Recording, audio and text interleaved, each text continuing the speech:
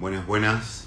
Todavía falta un poquitito para las 20, pero quedamos de encontrarnos hoy para hablar un poquito de algunos temas. Este es el primer ciclo o el primer encuentro para poder intercambiar en realidad.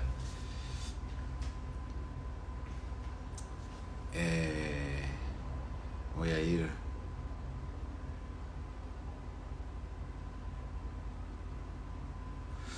a ir leyendo ahí un poquito quién se va uniendo. Qué lindo ver tanta gente, me encanta. Les voy contando mientras. La idea era poder generar un contenido con valor, es decir, que todos nos podamos quedar con algo. Yo aprendo en estos encuentros y quizás ustedes puedan rescatar alguna idea que les resulte útil. Así que estos encuentros se van a dar, gracias, se van a dar todos los últimos jueves de cada mes a las 20. El primero que elegimos fue ansiedad y crisis de pánico, porque es un motivo de consulta bastante frecuente y porque la gente por ahí en las redes estuvo escribiendo y fue un tema que se repitió. Y después iremos viendo qué otros temas podemos ir trabajando. Yo tiré algunas ideas, la idea es que ustedes tiren otras también, para que sea útil para todos. En primera instancia la propuesta yo no la tengo preparada, no es que me prepare para el encuentro, sino que me voy a ir como que alimentando y retroalimentando de los propios comentarios de ustedes, para que sea realmente de utilidad, porque esto no es ni una clase magistral ni una ponencia sobre ansiedad, es poder intercambiar y ver desde la genopsicosomática y la programación neurolingüística qué aporte se puede hacer para cada tema, ¿tá? Así que bueno, ya que son las 20:02, vamos a arrancar. La idea en esencia entonces es esa, que ustedes puedan hacer preguntas. Buenas noches, Estela, hacer preguntas, hacer aportes y que yo pueda, en relación a los propios aportes de ustedes, ir generando contenidos, ¿tá? Vamos capaz que primero que nada diferenciar un poco ansiedad de crisis de pánico. La ansiedad, en los dos casos, tanto la ansiedad como la crisis de pánico, es un síntoma. Es un síntoma que nos habla de algo que está sucediendo, de algo que ha sucedido y que quizá no se abordó con la profundidad necesaria, pero es eso, es un síntoma. Y eso creo que es algo que hay que tener como presente, es decir, no asociar el síntoma a la propia identidad. Es decir, no es decir, soy Mario y soy ansioso. No, soy Mario y tengo crisis de pánico o sufro de crisis de pánico. Es decir, tiene un inicio y tiene un final. Pero hay una diferencia fundamental, gracias Giovanna, hay una diferencia fundamental entre la ansiedad y el pánico. ¿Por qué? Porque la ansiedad existe en un nivel basal, es decir, hay una ansiedad sana, por llamarlo de alguna manera, que es la que nos permite estar en constante actividad, hacer múltiples funciones o tener mucha atención a diferentes situaciones en simultáneo, nos mantiene en alerta ante determinadas situaciones que uno puede interpretar como peligrosas, ¿tá? La ansiedad se empieza a complicar cuando sentimos que nos empieza a limitar, que no nos permite de alguna manera vivir como queremos vivir, sentir como queremos sentir, y poder disfrutar del hoy y el ahora, que es uno de las principales complicaciones que tiene, por llamarlo de alguna manera. Pero existe un nivel basal de ansiedad que no podemos pretender eliminarla de nuestra vida, nos mantiene en alerta ante diferentes situaciones. Y eso es importante tenerlo en cuenta. Ahora, ¿cuál es la diferencia con la crisis de pánico? La crisis de pánico tiene un inicio repentino, es algo que hasta esa primera vez yo desconocía que existía en mí, ¿tá? Y es como una sensación inminente de muerte. Si bien en cada persona se manifiesta de manera diferente,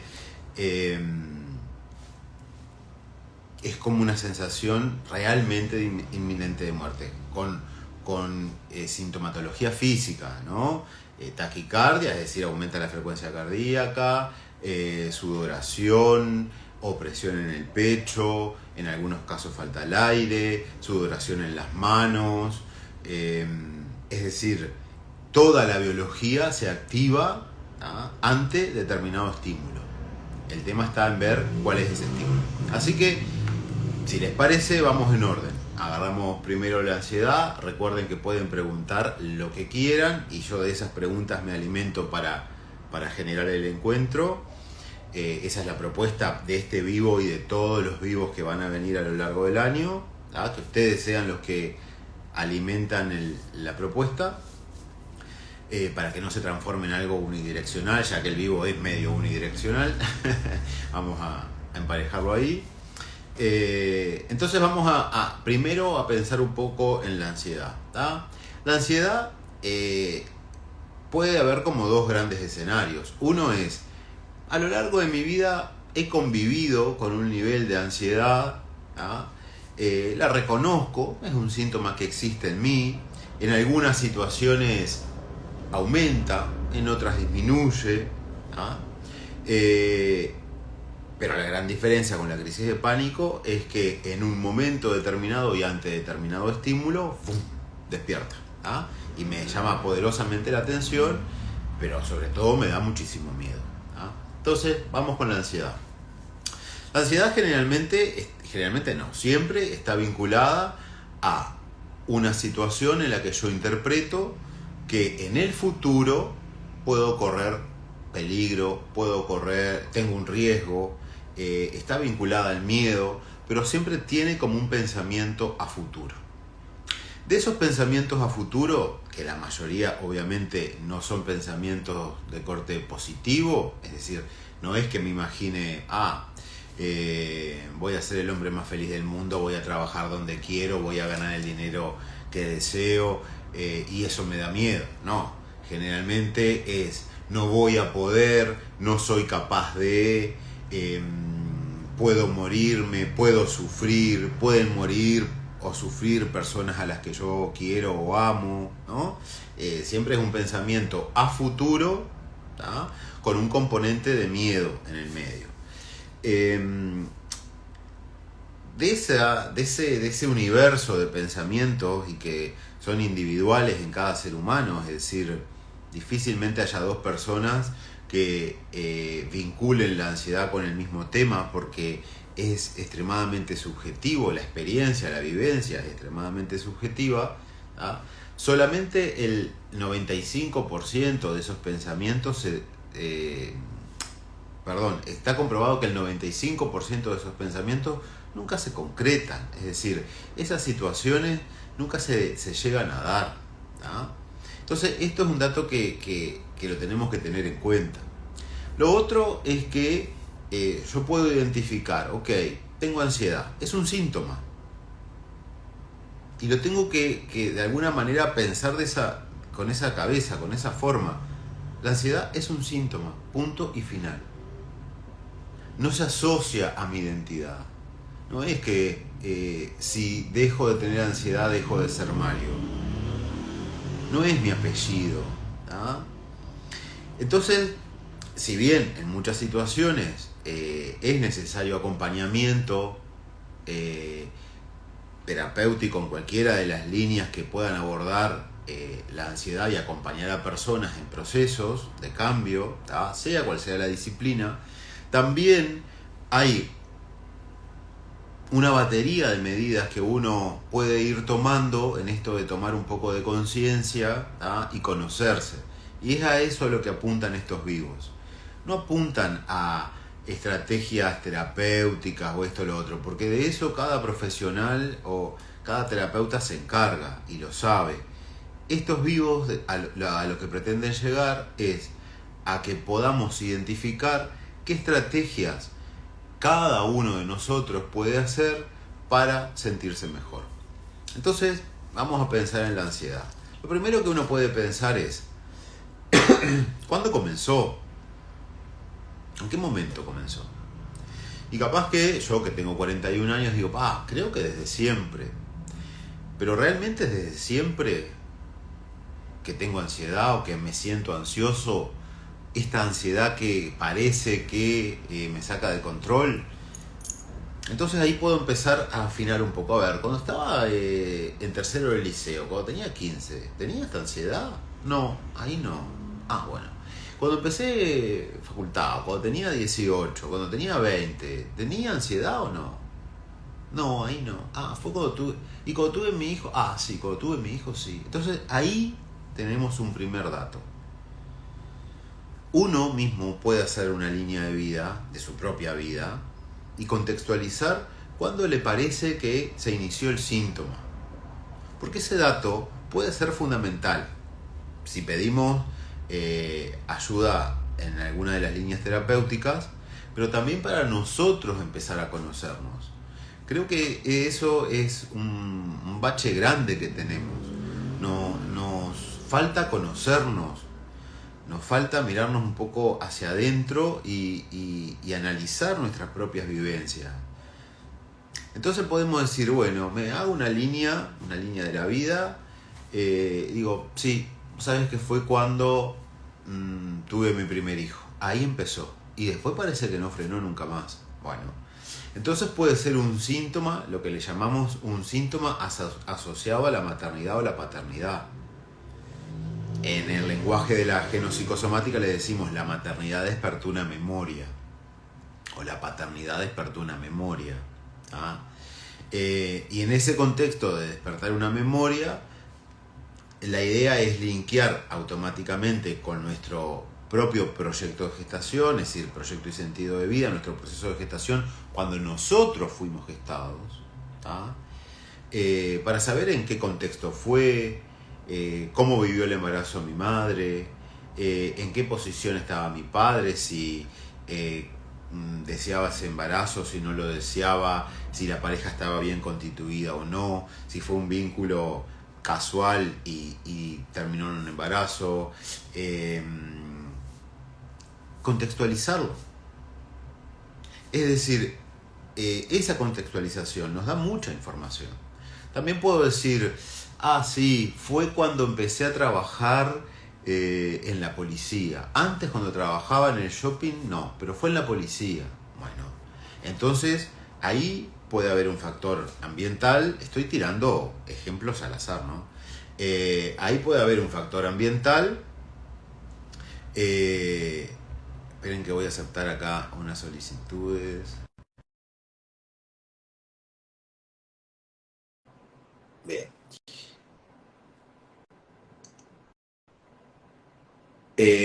Entonces ahí estoy identificando un factor ambiental de alguna manera, ¿no?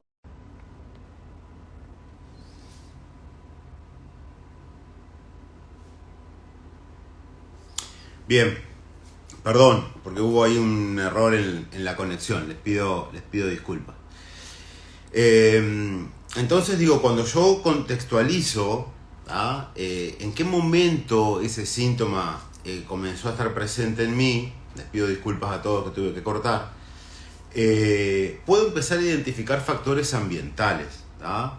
¿Por qué los factores ambientales son importantes? Hoy por hoy la epigenética, una ciencia que es relativamente nueva, tiene aproximadamente unos 50-60 años, identificó que los factores ambientales, tanto ambientales físicos como psíquicos, son los que realmente condicionan la aparición o no de determinadas respuestas biológicas, de determinados síntomas. Incluso hoy por hoy se sabe que estos factores ambientales activan o inhiben determinada información genética. La epigenética es una ciencia bien interesante en este sentido. Entonces cuando uno termina contextualizando y diciendo, ok, esta ansiedad comenzó en este momento de mi vida, lo puedo empezar a contextualizar. Bueno, ¿qué estaba pasando en mi vida laboral? ¿Había cambiado de trabajo? ¿Estaba en el mismo trabajo pero me cambiaron de sección? ¿Cambió mi jefe? ¿Cambiaron mis compañeros? ¿La remuneración era mayor? ¿Era menor? ¿Había mucho estrés? ¿Poco estrés? Lo puedo contextualizar. Puedo contextualizar mi vida familiar. Ah, sí, me estaba por separar. Me estaba por casar. Me había enterado que iba...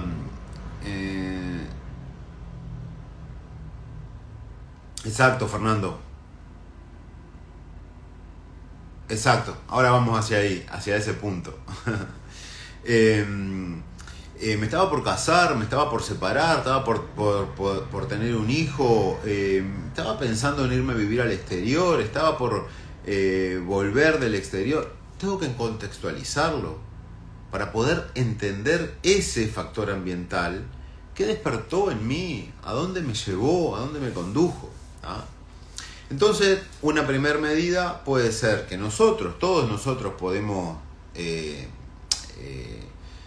generar, es contextualizar, hacernos una línea de tiempo simple, ¿no? Desde el punto cero hasta la edad que tengo, más o menos en qué momento comenzó, y empezar a ponerle un poco de cabeza ahí. ¿Hacia dónde me lleva? ¿Qué estaba viviendo? Ese es un punto. Segundo punto. La ansiedad generalmente está vinculado al pensamiento de control. Nosotros sentimos que hay una situación que queremos controlar, interpretamos y aparte sabemos que no la podemos controlar, no somos capaces de controlar todo y dispara ansiedad. Pero ahí también se asocia a otra gran característica nuestra, que es el ego. El ego que nos dice por ahí que si nosotros no hacemos las cosas no van a salir de buena calidad, que si nosotros no controlamos todo se nos van a escapar factores, que si nosotros no estamos arriba de todo. Entonces esa conjunción control y ego es realmente complicado. ¿Ah? Segunda medida entonces, poder identificar y decir realmente lo que me está disparando esta ansiedad, yo lo puedo controlar, está a mi alcance, porque también está bueno poder llegar a decir, y no, la verdad que esto no está a mi alcance. No somos todopoderosos, ¿no? Es decir, poder interpretar y aceptar, pero aceptar realmente que no está todo bajo nuestro control. A la vista está lo que ha pasado en estos últimos tiempos, llamémosle pandemia, llamémosle sequías. No tenemos el control de todo. Y está bueno decirnos a nosotros mismos, no tengo el control. ¿Ah? Ahora, si vamos haciendo como una ensuma entonces, poder hacer una línea para saber, para poder identificar en qué momento comenzó esa ansiedad y contextualizarla, que estábamos viviendo. Saber que el control y el ego están bastante presentes en los que de alguna manera tenemos esta ansiedad que parece que nos controla, que parece que se nos va de las manos, ¿no? Este nivel de ansiedad basal que nos permite siempre estar alerta y en actividad, ¿no? Estamos hablando de esta ansiedad que nos resulta bastante desagradable, ¿ah? Y que es un síntoma, ¿ah? Bien. Ahora sí, si vamos a hacer referencia un poco a lo que mencionaba Fernando ahí en un comentario, y que es bien importante, nos tenemos que también poner a pensar en nuestro proyecto y sentido de vida. Se van a dar cuenta a lo largo de todos los vivos, sea cual sea el tema, que el concepto de proyecto y sentido de vida atraviesa absolutamente todos los temas. ¿Por qué? ¿Qué se entiende como proyecto y sentido de vida? El proyecto y sentido de vida son, sobre todo, las vivencias, el sentir más inconsciente de nuestra madre y nuestro padre. Desde los 9 meses previos a la concepción, con una gran influencia paterna, los 9 meses de embarazo, con una gran influencia materna. Son fundamentales los 9 meses posteriores, pero hoy por hoy se extiende prácticamente hasta los 6 años. Hay alguna literatura que lo nombra hasta los 6 años, si bien la mayoría de nosotros cuando estudió iba hasta los 3. ¿Tá? Pero, ¿cuál es la importancia del proyecto y sentido? La importancia del proyecto y sentido es que este pensamiento y esta intención inconsciente, materna y paterna, termina grabando un sello, un sentido a nuestra existencia. ¿Cómo sucede? Hay varias explicaciones. Una es, cuando nosotros vamos a crear algo, sea lo que sea, imagínense que vamos a pintar una habitación de nuestra casa. Yo antes me lo tengo que imaginar. Tengo que decir, bueno, ¿de qué color quiero pintar esa habitación? ¿Con qué pintura? ¿Cuánto tiempo me va a llevar? ¿Cómo me va a quedar? ¿Cómo va a lucir con los muebles, con la decoración, esto, lo otro? Es decir, antes de generar un acto, antes de concretar el acto, tengo que pensarlo en mi mente. Tengo que darle un sentido. Cuando creamos vida, sucede exactamente lo mismo. Antes de que lleguemos al clan al que pertenecemos, se nos dio un sentido. Y son múltiples los sentidos, diría que son irrepetibles unos del otro. Pero existen algunos que se repiten y por eso desde la psicogenealogía se los tiene como bastante identificados. Por ejemplo, pensemos en un matrimonio que está desunido o se siente desunido y deciden tener un hijo para unirlo. Lo que me imprime una responsabilidad, un sello de mantener unida esa pareja y esa familia. Soy como el salvador de mis padres. Otro contexto puede ser, ya siento que soy demasiado grande para tener hijos, pero tengo un sentir que me dice, ¿y quién te va a cuidar cuando seas viejo? Capaz que un hijo. Termino concibiendo un hijo para que me cuide en la vejez, lo que me transforma en lo que se conoce como el hijo bastón o el hijo sostén. Vamos a suponer que la pareja, previo a mi concepción, la mujer tuvo un aborto. Puede ser espontáneo, puede ser provocado.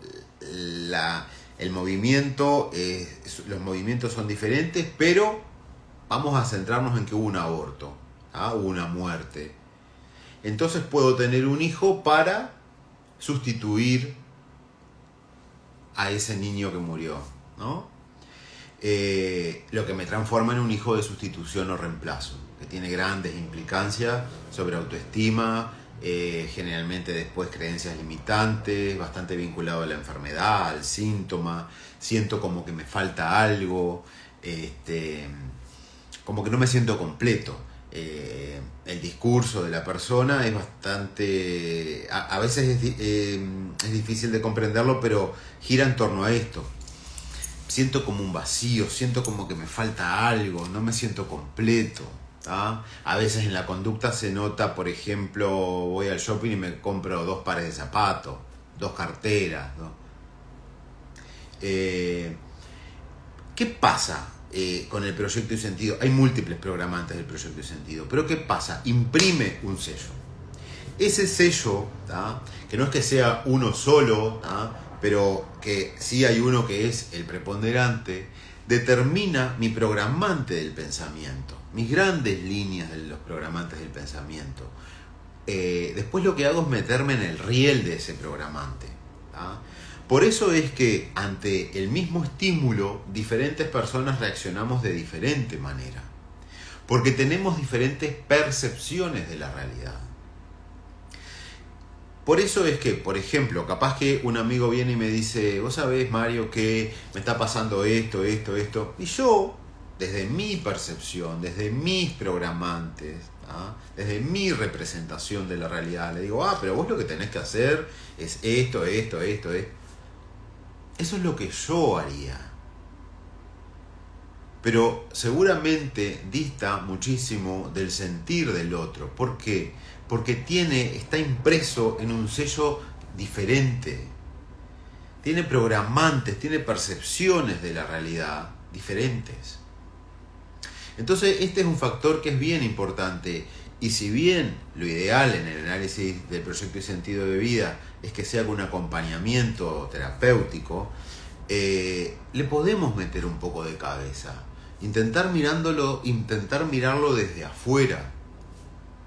¿En qué contexto fui gestado? ¿Cómo estaban mis padres? ¿En qué entorno sucedió esto? ¿Tenían el aval? ¿Era bien visto este vínculo tanto desde el linaje materno como paterno o más o menos? ¿Era en el contexto de una relación oculta, clandestina o era pública? ¿Hubo consentimiento o no hubo consentimiento? Hay otras líneas de programantes en lo que es proyecto y sentido que son un poco más delicadas y más para tratar en un vivo, pero simplemente las voy a nombrar, que hacen referencia a los traumas. Y cuando uno habla de trauma a veces se imagina la violencia explícita, el abuso sexual con carga violenta. Eso es lo que más se ve desde afuera y lo que más prensa puede tener a veces. Pero hay traumas y microtraumas que están tan ligados a la interna de una pareja, de una familia, que son casi imperceptibles, pero que en la maternidad se activan. Incluso, hoy por hoy se sabe que cuando una mujer está en gestación, se activan los traumas o microtraumas que su madre no pudo trabajar, abordar, elaborar, resolver en el proyecto de gestación de su propia hija, hoy madre. Se activan. Se dicen así, memorias vinculadas a la maternidad. Es decir, una mujer traumatizada difícilmente pueda hacerse cargo de esta gestación desde un lugar adulto y amoroso, porque se activan otro tipo de memorias. El tema es que está tan romantizada la maternidad en nuestra sociedad, y la paternidad también, pero la maternidad más. Tiene un halo como de tan romántico, que son pocas las mujeres que tienen la valentía de venir y decir: me está pasando esto. Es decir, estoy feliz con mi hijo, pero siento rechazo al mismo tiempo. Quiero a mi hijo, pero me siento invadida.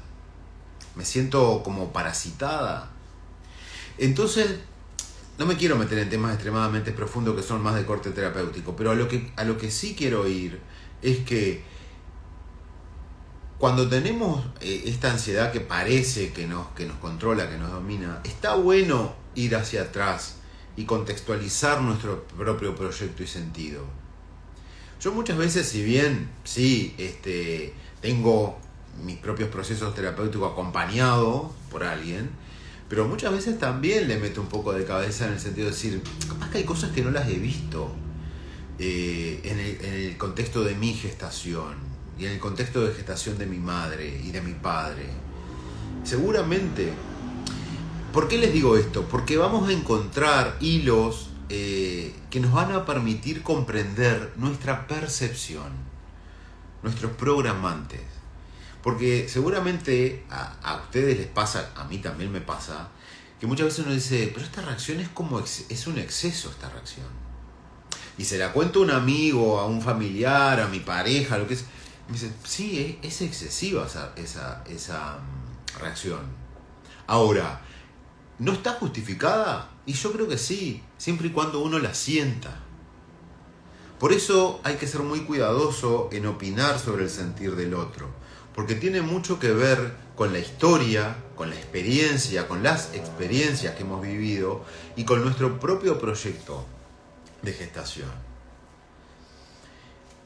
Pero cuando le metemos cabeza, a veces alejándonos y mirándolo como una película y otras veces conectando con el sentir, que es bastante difícil, a mí por lo menos, a pesar de que me dedico a esta línea de trabajo, me resulta a veces difícil conectar con la emoción, porque es como que vengo en piloto automático, ¿no? Todos venimos un poco en piloto automático.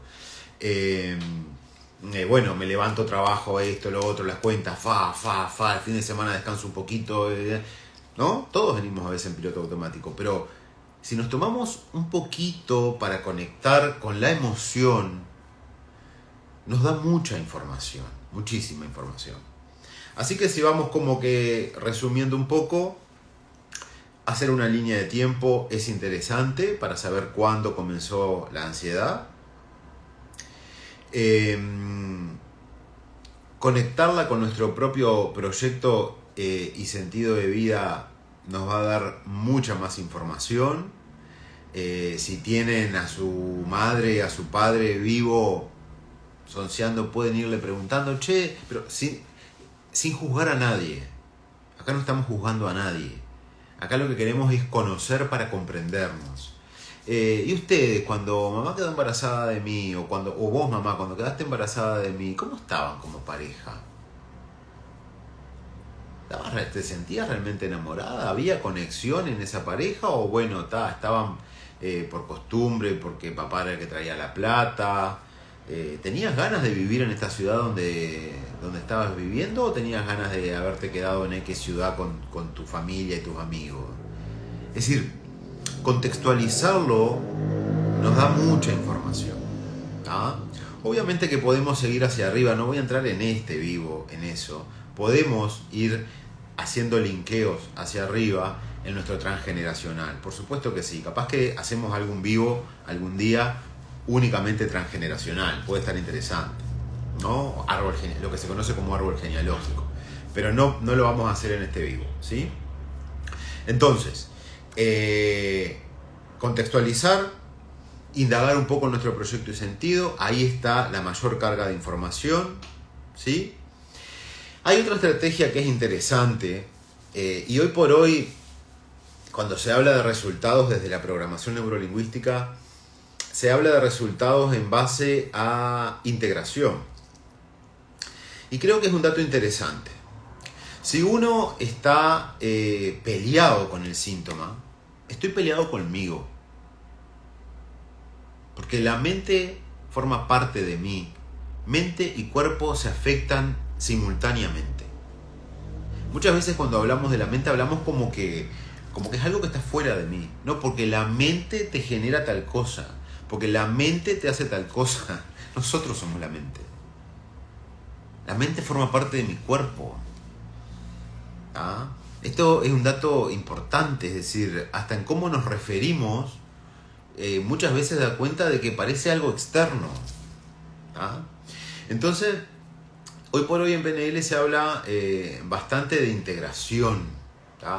Y que el cerebro derecho e izquierdo, los hemisferios, funcionan mejor cuando trabajan integradamente.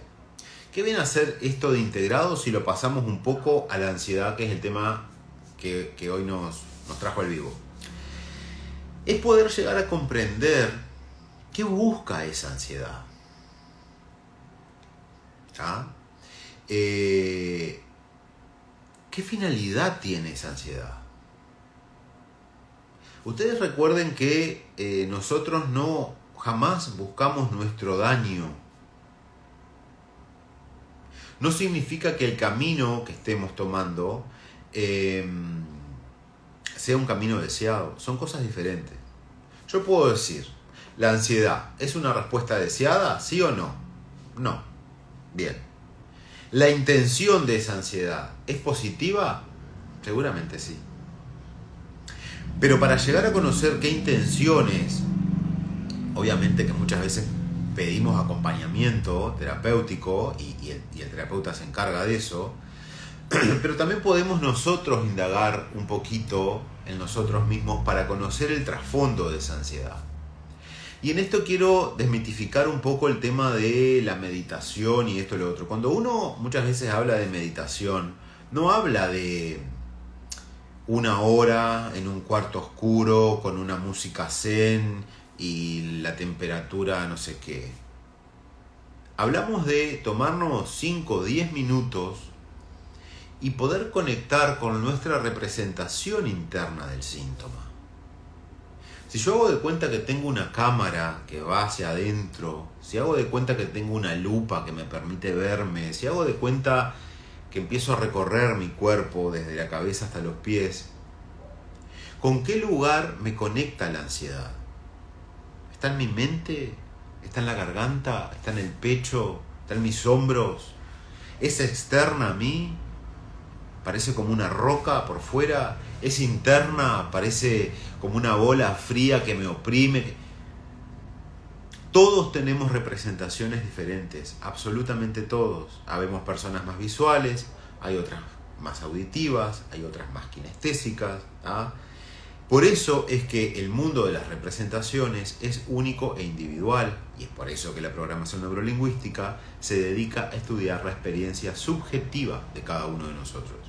Entonces, cuando nosotros podemos comenzar a conectar con nosotros mismos, e insisto, no hay que ser un máster en meditación, es tomarnos unos minutos y empezar a mirar un poquito hacia adentro, podemos llegar a comprender qué representación real tiene la ansiedad para nosotros. Y poder decir, ¿qué desearía yo en vez de esta ansiedad? ¿Qué me haría bien? ¿Me haría bien la serenidad? ¿Me haría bien la tranquilidad? ¿Me haría bien la claridad mental? Lo que a mí me resuene, no es lo que yo diga. Es lo que a ustedes les resuena, lo que cada uno de ustedes les resuene. Bien, vamos a suponer que es serenidad. Bien, busco mi representación interna de la serenidad. ¿Qué es para mí la serenidad? Para mí, Mario Olivera, la serenidad es una cosa y quizá para ustedes es otra. Entonces tengo que empezar a conocerme a mí mismo y empezar a conjugar. Ahí es cuando digo esto de la integralidad. Empezar a mezclar una representación interna con la otra. Bien, ¿toda la ansiedad esta es mala? No es ni mala ni buena. Es una respuesta no deseada. Pero tiene una intención que seguramente es positiva. ¿Puedo vivir o puedo pretender vivir en la más profunda serenidad las 24 horas del día, todos los días del año? No. Porque si voy manejando tengo que estar alerta, porque si voy caminando de noche tengo que estar alerta, porque tengo que levantarme muy temprano en la mañana para ir a trabajar y tengo que estar alerta. Entonces me tengo que poner en acción. Pero si yo conjugo ambas cosas, integro la ansiedad a lo que para mí sería una respuesta deseada, llamémosle serenidad, empiezo a funcionar integrado.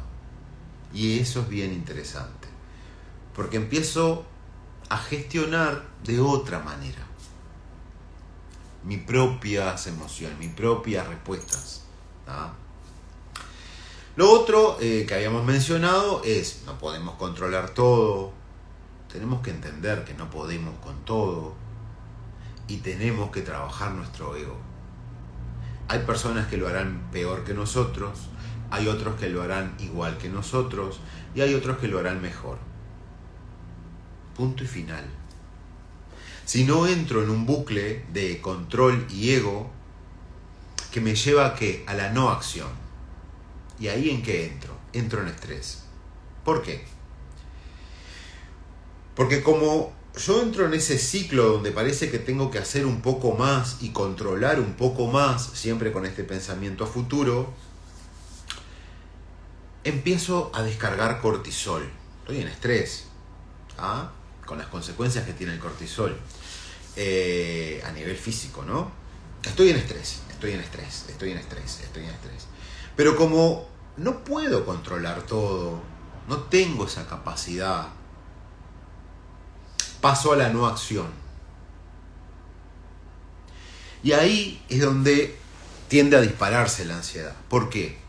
Porque hay un estímulo, ¿ah?, generalmente vinculado a algo externo, obviamente, ¿ah?, o de mi pensamiento, que dispara una cascada incluso de neurotransmisores que me deberían de llevar a la acción. Me deberían de poner en acción.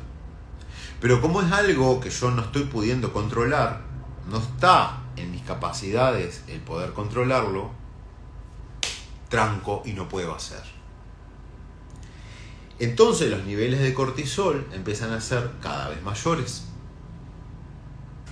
Y como no hago, siento que pierdo más control, lo que hace que dispare más cortisol, el famoso estrés. Entonces, ¿qué podemos hacer ante estas situaciones? Lo que podemos hacer es, aunque sea una acción cortita, chiquita, para mi percepción chiquita, hacerla. La hago. Por ejemplo, siento que no puedo con todas las tareas que tengo en el día. Bueno, me armo una listita de tareas y voy tachando cada tarea que hago. Así sea pagar una cuenta. Así sea pasar la aspiradora en la alfombra, que hace una semana que miro la alfombra y me quiero matar. La acción de tachar, esa simple, entre comillas, acción de tachar, implica para nosotros que estoy haciendo algo. Estoy haciendo. Por tanto, el nivel de estrés tiende a descender. Porque si no entro en lo que les dije hoy, una cascada. Así que bueno, vamos a resumir un poco ansiedad para usar los minutos que nos quedan para pánico, ¿sí? Hacer una línea de la vida es útil, para saber cuándo comenzó, contextualizarlo con mi proyecto y sentido de vida es bien útil. En alguna de las publicaciones de mi Instagram pueden leer un poco más de proyecto y sentido de vida, en mi página web también, si no me preguntan, y hay libros bien interesantes. Entender que no tengo el control de todo. Es como que yo pretenda volar. No tengo esa capacidad, no puedo, no tengo con qué. Tampoco tengo con qué controlar todo. Trabajar nuestro ego para habilitarnos el pensamiento de que sí, que hay personas que lo van a hacer mejor, igual o peor que nosotros, pero que lo van a hacer. Es bien importante. Y lo otro es generar una acción, varias acciones, aunque no sea resolver todo, pero paso algo a la acción. Eso es realmente importante porque empieza a acortar el circuito del estrés. ¿Sí? Bien. Por ahí vamos con la ansiedad. Vamos a meternos un poquito en estos minutos que nos queda, el vivo es hasta las 9, en crisis de pánico. Muchas veces hay gente que como que confunde, ¿no? Te dice, sí, bueno, tengo ansiedad, bueno, crisis de pánico. Pero no es lo mismo. Hablamos que la ansiedad existe un nivel basal que nos permite como que estar alerta, tener muchas actividades, pero si yo la voy manejando, todo bien. El problema es cuando se me va la moto, empiezo con el pensamiento futurista, siento que no voy a poder y yo qué sé qué.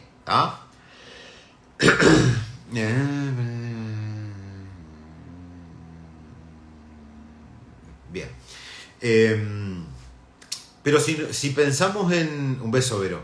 Si pensamos en pánico, tiene un inicio brusco, es un inicio repentino, es una sensación inminente de muerte, tiene mucha manifestación física, taquicardia, sudoración, puedo tener sensación de falta de aire, me puedo incluso llegar como a un desvanecimiento, me sudan las manos.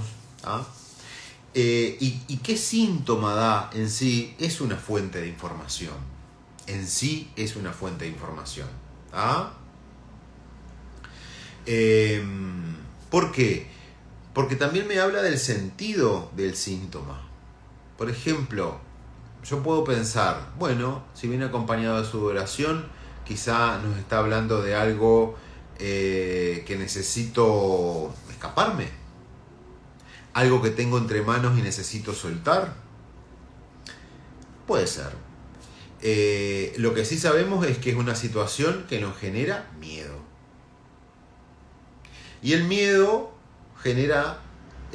es una emoción básica con la que nacemos, y por más que intentemos eliminarla, eso no es posible. Está dentro del paquete básico de emociones, ¿tá? Nos ha permitido sobrevivir, pero el pánico es la carga emocional del miedo. El miedo, en líneas generales, genera 3 respuestas: parálisis, huida o defensa. En la crisis de pánico nos paralizamos. Es decir, que es un miedo que realmente hace que nos sintamos en peligro y nos paralizamos. Pero ¿cuál es el sentido real, o qué es lo que busca, de alguna manera, cuál es la intención del pánico? Es sacarnos de esa situación, nos está protegiendo. De alguna manera busca que no buscamos nosotros mismos, ¿no? Porque forma parte, nuestra mente y nuestro cuerpo es uno. Buscamos salir de ahí como un mecanismo de protección para no vivir esa situación que está vinculada a miedo extremo. ¿Ah? Entonces, el clic acá está en poder encontrar cuál es el detonante. Y ahí sí nos tenemos que ir a la primera vez y al contexto. Pero no tanto a, bueno, ¿qué estaba viviendo en ese momento? Que puede ser, sí, importante, ¿no? Por ejemplo, venía en el ómnibus, la persona que se sentó a mi lado tenía X perfume y ¡puf! Crisis de pánico. Bueno, es un dato a tener en cuenta. Pero si parece que no encontramos nada, lo otro que podemos hacer es retroceder un poco en el tiempo. ¿Qué estábamos viviendo en los últimos días? ¿En qué andaba nuestra cabeza? ¿En qué ambiente nos estábamos moviendo? ¿Ah?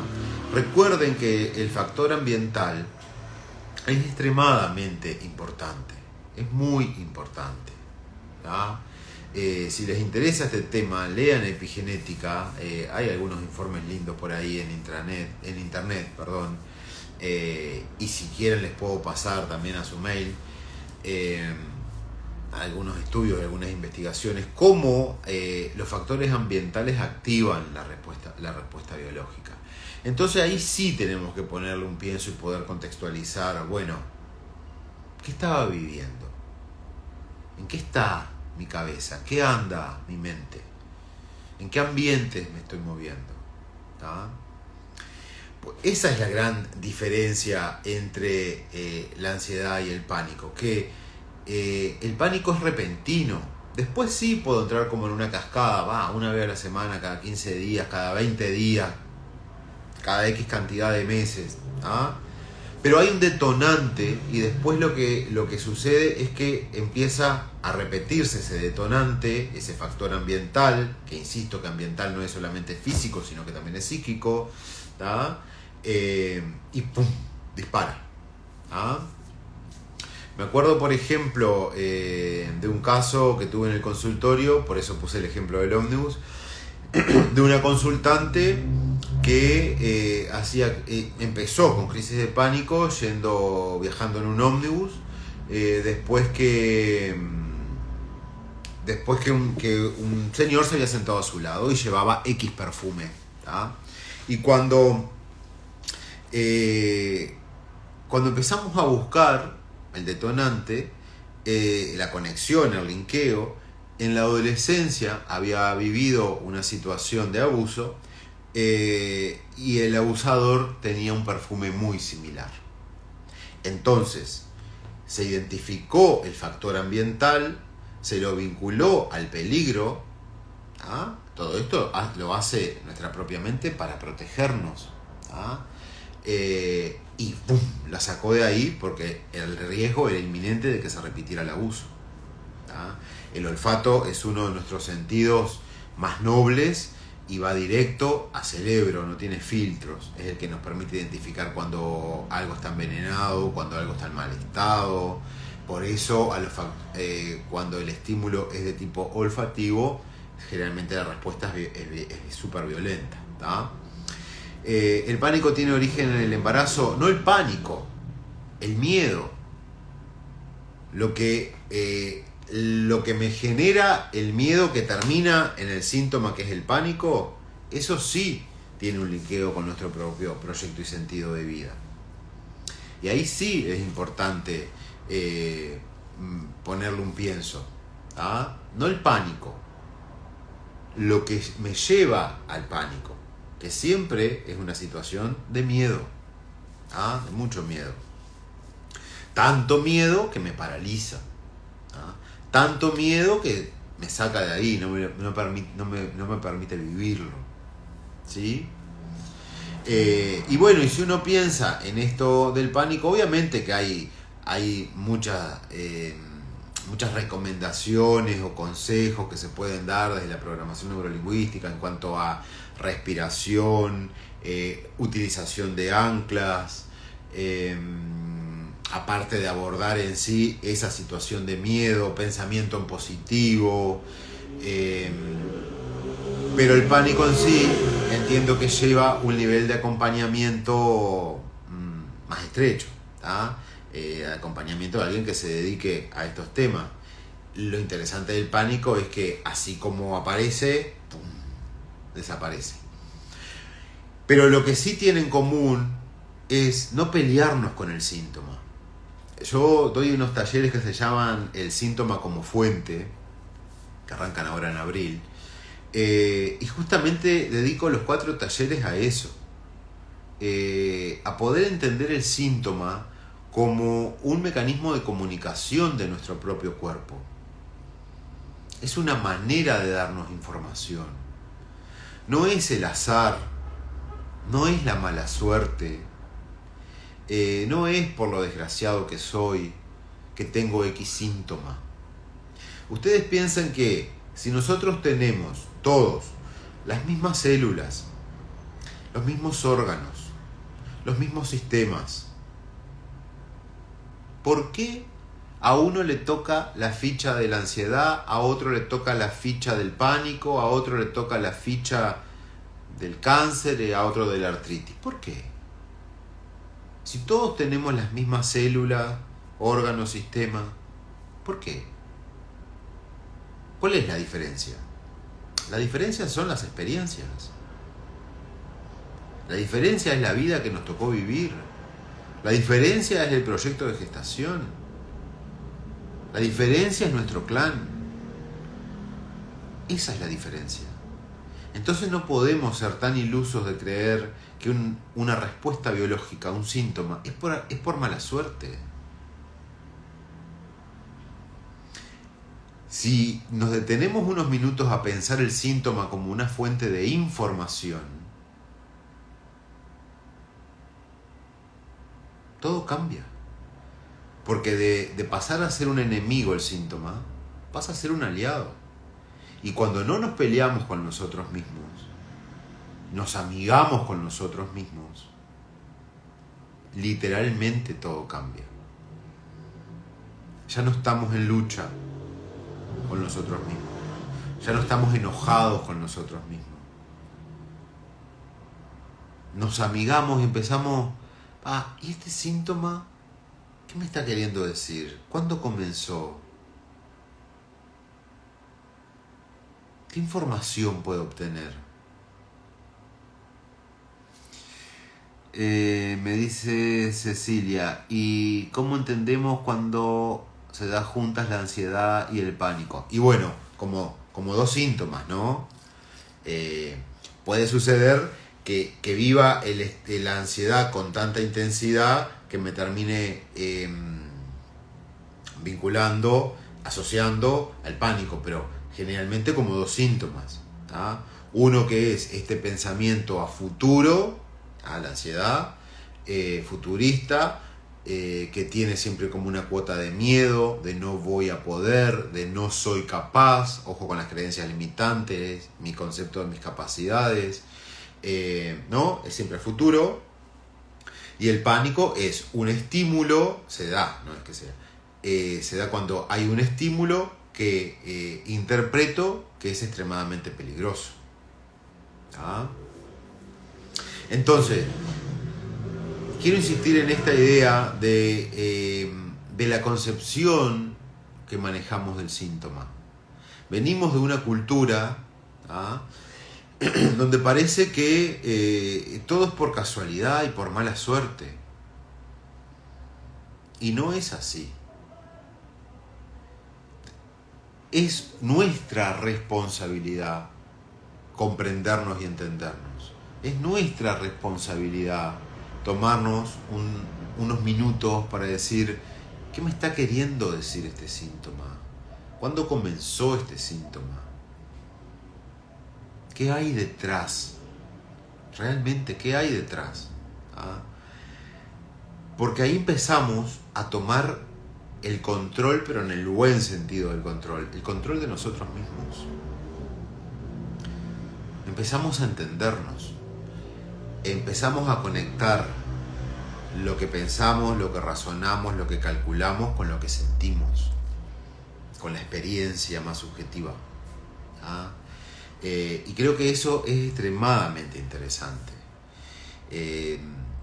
Vieron que mi perfil es salugénesis, porque yo entiendo la salud justamente como eso. Hay una gestación de la salud que es nuestra. Nosotros podemos ser nuestros propios agentes de salud. Estoy convencido de eso. Esto no va en contra de la asistencia médica, de la medicina de corte tradicional. No va en contra. Acá no hay nada en contra de nada. Son paradigmas diferentes que abordan de diferentes maneras y entienden de diferente manera las cosas. ¿Ah? Y obviamente, si tuviste un accidente de tránsito, no te voy a decir, bueno, pero pensate, a ver, con qué conectás. No, en ese momento tiene que intervenir los médicos, enfermeros, bla, bla, bla. Pero capaz que unos meses después del accidente sí podés pararte y decir, ¿para qué me pasó esto? ¿Con qué se conecta? ¿En qué cambia mi vida? ¿Qué significado tiene esto? Porque de alguna manera ahí crecemos. A eso es a lo que me refiero con tomar el síntoma como una fuente de información. ¿Ah? Ceci, el control de nosotros mismos en el sentido de conocernos. No el control desde el ego. Hoy al inicio decía, me parece que tenemos que de una vez por todas empezar a desterrar ese matrimonio que no funca, que es el control y el ego. Hay muchísimas situaciones que no las podemos controlar, pero creo que como yo no las va a hacer nadie. Que como lo hago yo, con la calidad que lo hago yo, en la cantidad que lo hago yo, no lo va a hacer nadie. Eso es ego puro. Y esa conjunción, ese matrimonio, nos destruye. Nos hace entrar en un riel de estrés absoluto, mediado por el cortisol, con sintomatología física. Es complicado. Cuando yo hablo de este control, del control bueno, que no es ni bueno ni malo, es un control, hablo del control, de nuestro control, en el sentido de poder ponerle un pienso y decir y preguntarme, no tanto el por qué, sino el para qué. ¿Para qué existe esta ansiedad en mí? ¿Para qué tuve que vivir esta crisis de pánico? ¿Para qué? ¿Qué hay detrás? Y ahí sí empiezo realmente a girar en esto de ser nuestros propios gestores de salud, esto de salud génesis, ¿no? Es decir, de que la salud nazca en nosotros mismos. Creo que viene por ahí. Bueno, estamos en hora, pero si tienen alguna pregunta, es ahora. Si tienen algún tema para los próximos vivos, es bienvenida la propuesta. Recuerda que son el último jueves de cada mes a las 20 horas.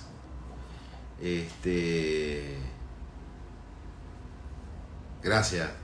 No, gracias a vos. Muchas gracias, Estela. Habíamos tirado ahí algunos temas, ahora no me acuerdo de memoria, pero había algunos que era amor y control, codependencia, y no me acuerdo de los otros, pero vayan tirando temas. No es que yo sea un experto en nada. En realidad voy desde la programación neurolingüística y la genopsicosomática, aportando. Codependencia, qué buen tema, bien. Duelos, es verdad, Giovanna, duelos. Sí, codependencia lo vamos a abordar, ya lo habíamos dicho. Un tema interesante, está dentro del capítulo creencias limitantes. Un temón, creencias limitantes. Hay libros escritos de creencias limitantes, así que codependencia sí. Y duelos también, Giovanna. ¿Sí? Apego.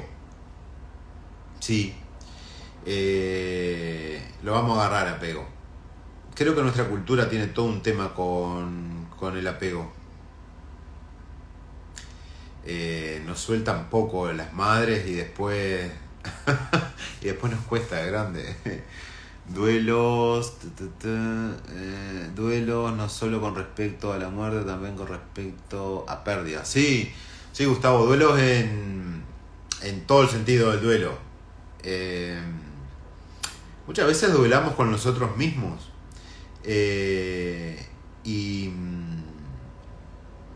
nos cuesta identificar ese duelo.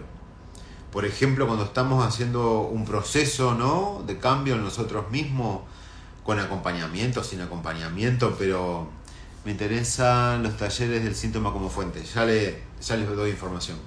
Cuando estamos generando un proceso de cambio en nosotros mismos, ¿no?, duelamos. Y como que no nos entendemos, ¿viste? Vos decís, qué bueno este proceso que estoy generando, esta inversión que estoy haciendo en mí mismo. Capaz que por muchos años me lo había proyectado y no lo había hecho y ahora lo concreto, pero empiezo a sentir como una sensación vinculada a la tristeza, y nos estamos duelando, porque nos estamos despidiendo de aquel Mario para recibir a este otro. Es interesante el tema duelo.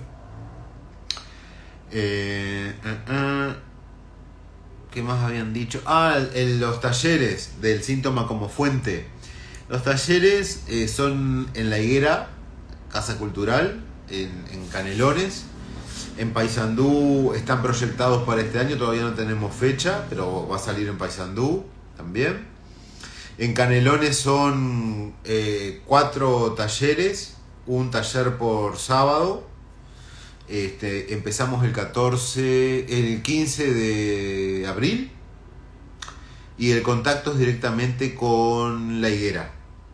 Así que les dejo... está en el perfil de Instagram.